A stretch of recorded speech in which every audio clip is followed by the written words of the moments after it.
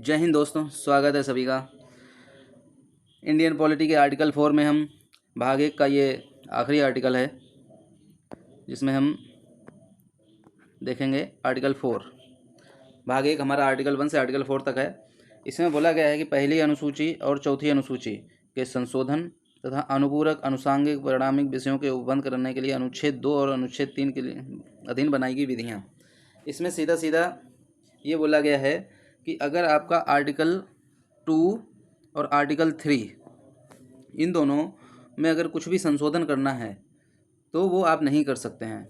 चाहे आप आर्टिकल 368 है उसमें भी आप संशोधन नहीं कर सकते हैं।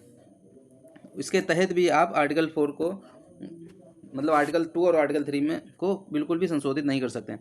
आर्टिकल 2 या आर्टिकल 3 में जो निर्दिष्ट किसी भी विधि में पहली अनुसूची और चौथी अनुसूची के संशोधन के लिए ऐसे उपबंध अंतर्निहित होंगे जो उस विधि के उपबंधों को प्रभावी करने के लिए आवश्यक हो, तथा ऐसे अनुपूरक अनुसांगिक परिणामिक उपबंध भी जिनके अंतर्गत ऐसी विधि से प्रभावित राज्यों के संसद में और विधानमंडल या विधानमंडलों में के प्रतिनिधित्व के बारे में उपबंध है अंतर्विष्ट हो सकेंगे जिन्हें संसद आवश्यक समझे। और आगे देखो, पूर्वोक्त प्रकार की कोई विधि आर्टिकल 368 के प्रयोजनों के लिए इस संविधान का संशोधन नहीं समझी जाएगी।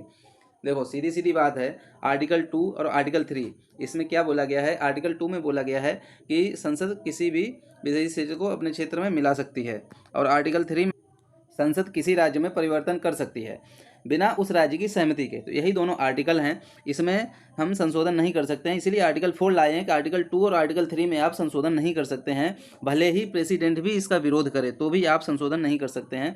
बस इसमें क्या है, वोटिंग जो है हमारे जो संसद में लोकसभा और राज्यसभा में वोटिंग होगी वो 1/2 या साधारण बहुमत से पारित होना चाहिए, ठीक है, या साधारण बहुमत से पास होना चाहिए, बस इतना ही होना चाहिए।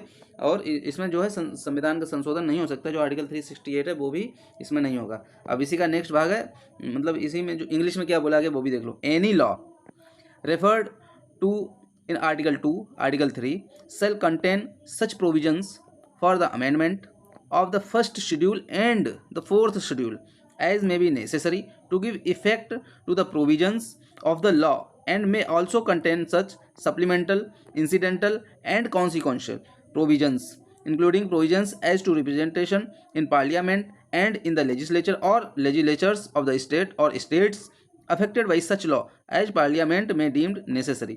No such law as aforesaid, पहले बोले गए कोई भी ऐसा नियम नहीं लागू होगा, shall be deemed to be an amendment संविधान संशोधन के तहत of this constitution for the purpose of article 368। सीधी सीधी बात वही है जो मैंने हिंदी में बताया है। चलिए, शुक्रिया।